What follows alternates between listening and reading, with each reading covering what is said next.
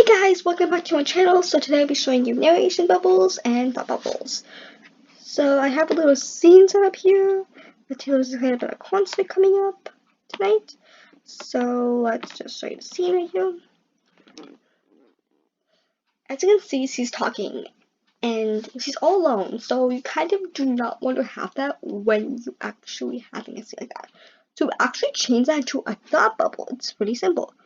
All you have to do is put some parentheses, or in some places they call them brackets, around the phrases the person is saying. And I'll just do it like this.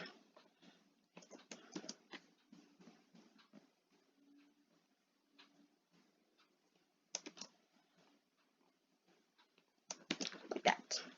And you also have to change the animations to a thinking animation or an animation. I usually go with the think animation because I think it looks more professional because that's you look like they're thinking. But you don't actually just have to have a think animation. You can have a distant idle animation. I'm gonna hold idle for this one, and for the last one, I need to go back to think. Okay, and then I'll show you what this looks like. Even preview. So just watch over here so you can actually see what it looks like.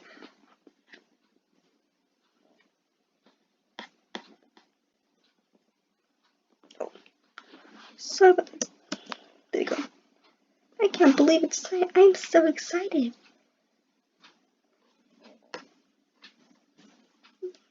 It'll be so much fun. So yeah, you can see that it's like that, and that's how I want it. So after that, it's kind of like going to go later tonight. So I actually put the narration bubble just here, and I put words underneath later tonight. A narration bubble is just a blank, like square bubble that actually does not designate to any character. So that actually helps seem like, oh, someone's saying later tonight. It's probably just the narrator, because it's obviously that's how it sounds like. And I like doing that in a black background, but you don't have to. You can actually keep it in the scene. But I prefer doing it in black background. Some other authors do that too. So then I'm gonna have it go to later tonight, and I'm gonna have her in the same place as before, and I'm gonna have her face left.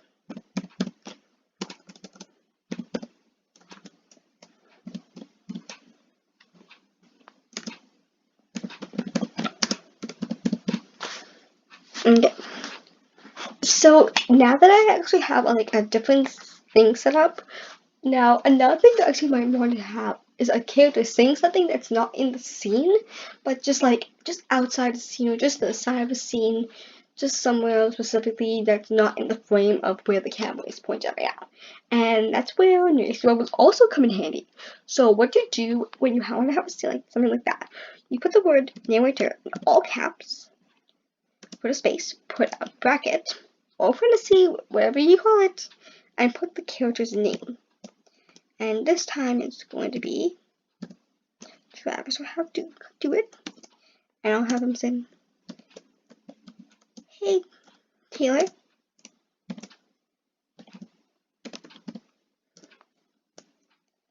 Can I come in? And yeah, so after that, I'll show you what this looks like all the way through. And save and preview.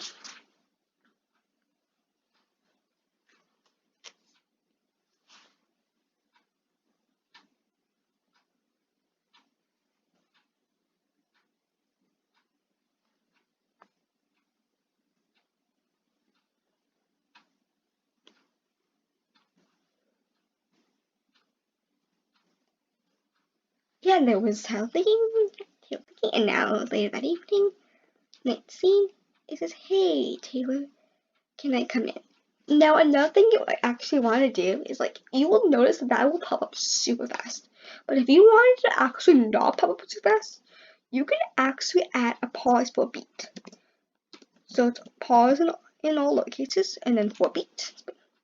And what that actually does, that actually takes the scene and pauses it just for a split second before that next line pops up. And I will show you what that looks like now. Save and preview.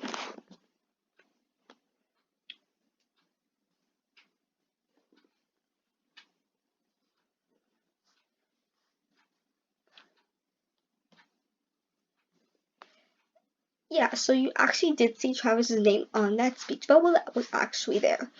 So that is like speech bubbles with narration and thought bubbles.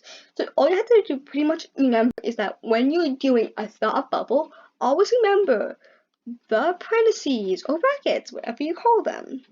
And always make sure to either use an idle animation or the think animation. The reason it's either idle or think animation is because when you want a character to literally be standing still, so I find that better if using idle. But if you want to use the think animation, it's actually a really good idea too because you're making the character look like they're thinking about something, and that's what the bubbles for.